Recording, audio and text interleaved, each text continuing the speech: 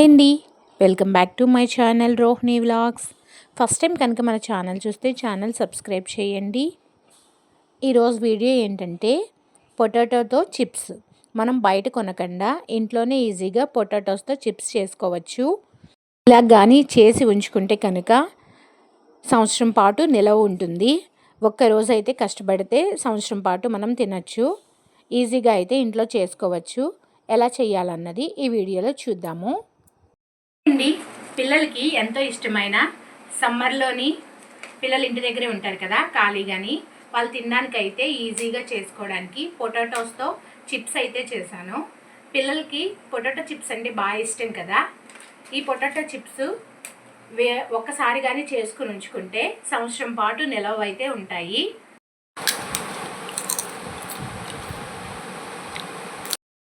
తింటుంటే ఎంత క్రిస్పీగా ఉన్నాయన్న సౌండ్ మీకు క్లియర్గా వినిపించడానికి నేనైతే వీడియో తీశాను. కూడా తుంచుతుంటే క్రిస్పీగా అయితే సౌండ్ వస్తుంది. చూడండి ఇప్పుడు ఇది ఎలా చేయాలన్నది చూద్దాము. ముందుగా అయితే నేను కేజీ బంగాళదుంపలు అయితే తీసుకున్నాను. అవైతే శుభ్రంగా వాష్ చేసుకోవాలి. దానిపైన మట్టి ఉంటుంది కదా, ఆ మట్టి అంతా కడిగేయాలి. టోస్ మీద ఉన్న తొక్కు ఉంటుంది కదా, దాన్ని అయితే ఇప్పుడు నేను పీల్ చేస్తున్నాను. ఇగోండి ఒక్కొక్క బంగాళదుంప అయితే పీల్ చేసి వాటర్లో అయితే వేస్తున్నాను. పక్కన ఒక గిన్నెతో అయితే వాటర్ పెట్టుకున్నాను, అందులో అయితే వేస్తున్నాను. ఇలా వేయకపోతే నల్లగా అయితే అయిపోతాయి. అందుకే మనము పీల్ చేసిన తర్వాత ఒక గిన్నెలోకి అయితే వేసుకోవాలి వాటర్లోని.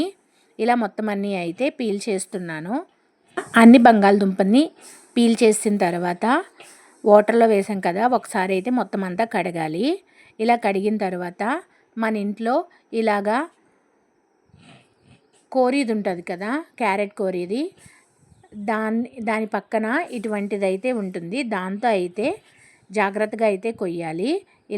ఇలాగానే అంటే ఆ పొటాటోస్ అయితే ఈ విధంగా అయితే షేప్లో వస్తాయి. ఫస్ట్ అయితే కొంచెం రాలేదు, తర్వాత అయితే అలాగా కోస్తుంటే అయితే వచ్చింది. జాగ్రత్తగా అయితే కొయ్యాలి, సన్న స్లైసెస్ అయితే. ఇలా ఒక్కొక్క బంగాళదుంపతోని ఈ విధంగా అయితే కట్ చేశాను.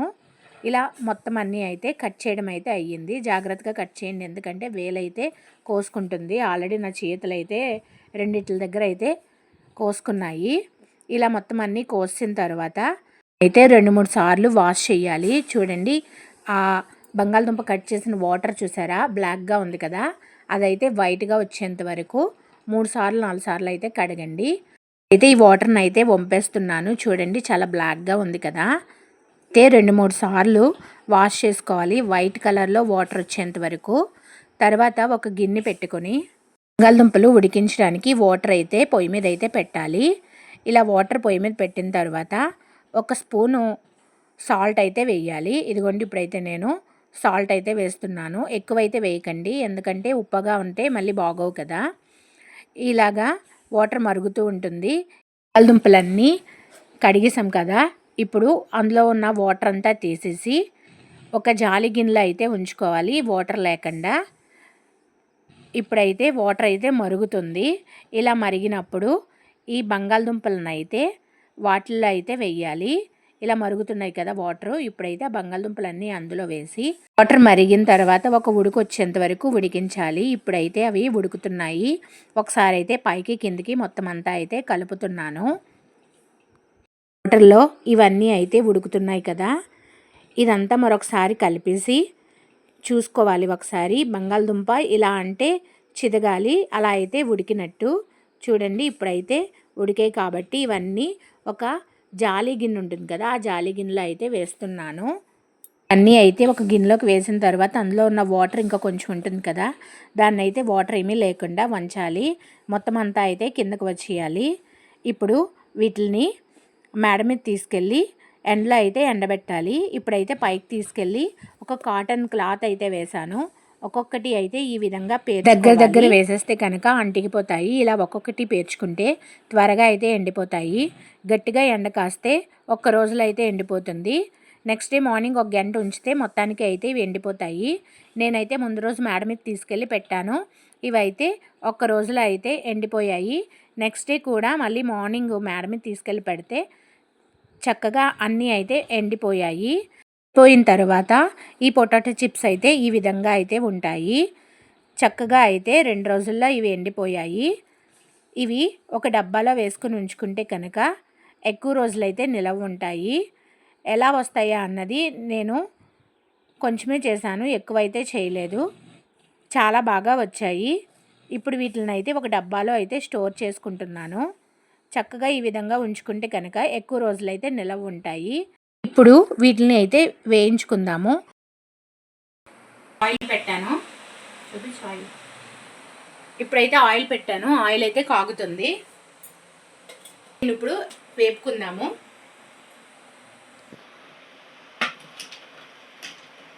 ఆయిల్ కాగిందా లేదా చూద్దాం. ఆయిల్ అయితే కాగింది.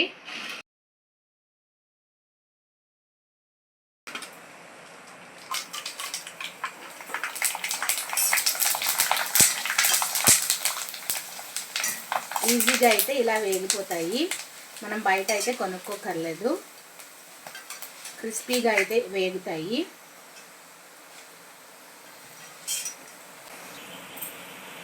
ఇదైతే నూనె అంతా వచ్చింది. ఒక గిన్నెలోకి అయితే వేసుకుంటున్నాను. ఇదైతే వేగిపోయింది కదా. ఇలాగా మొత్తం అన్నీ అయితే వేపుతున్నాను. ఇది రెండోసారి అయితే వేపుతున్నాను.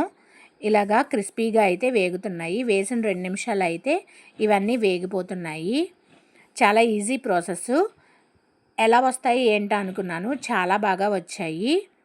ఇప్పుడు ఇవన్నీ అయితే వేగుతున్నాయి కదా. జాలి గరిటెలోకి తీసుకొని ఆయిల్ అంతా బయటకు వచ్చేటట్లు చూసుకొని ఒక గిన్నెలోకి అయితే వేసుకోవాలి. ఇప్పుడు మొత్తం అన్నీ వేపేసాను కదా, ఒక గిన్నెలోకి అయితే తీసుకున్నాను. తర్వాత దీంట్లోకి కారం ఉప్పు కావాలి కదా, అదైతే ఇప్పుడు కలుపుకుందాము. ఒక గిన్నె తీసుకుని అందులోని కొంచెం కారము, కొంచెం ఉప్పు వేసాను. చాట్ మసాలా కూడా అందులో వేసుకుంటే కొంచెం పుల్ల పుల్లగా ఉంటుంది కదా, టేస్ట్ అయితే కొంచెం డిఫరెంట్గా ఉంటుందని కొంచెం చాట్ మసాలా కూడా వేసి మొత్తం అంతా అయితే కలిపాను. ఇలా కలిపిన తర్వాత ఇప్పుడు ముందుగా వేయించుకున్న పొటాటో చిప్స్ ఉన్నాయి కదా, దాని మించి అయితే కొంచెం వేసుకొని మొత్తం అంతా కలిసేటట్లు కలుపుకోవాలి.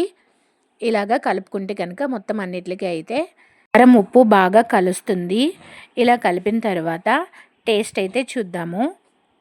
టేస్ట్ అయితే చాలా బాగున్నాయి. చాలా క్రిస్పీగా అయితే ఉన్నాయి. బయట తినే చిప్స్ కన్నా ఈ చిప్స్ అయితే సూపర్గా అయితే ఉన్నాయి. మీకు పొటాటో చిప్స్ అంటే ఇష్టమా లేదా అన్నది కామెంట్ చేయండి. బయట లేస్ కన్నా ఈ పొటాటో చిప్స్ అయితే సూపర్గా అయితే ఉన్నాయి. యూట్యూబ్లో అందరూ పొటాటో చిప్స్ అయితే చేస్తున్నారు. అది ఎలా వస్తాయి అన్నది నేనైతే ట్రై చేశాను. చాలా బాగా అయితే వచ్చాయి. కూడా ఒకసారి ట్రై చేయండి. ఎలా వచ్చింది అన్నది కామెంట్ చేయండి. ఈ వీడియో కనుక మీకు నచ్చితే ప్లీజ్ సబ్స్క్రైబ్ చేయండి.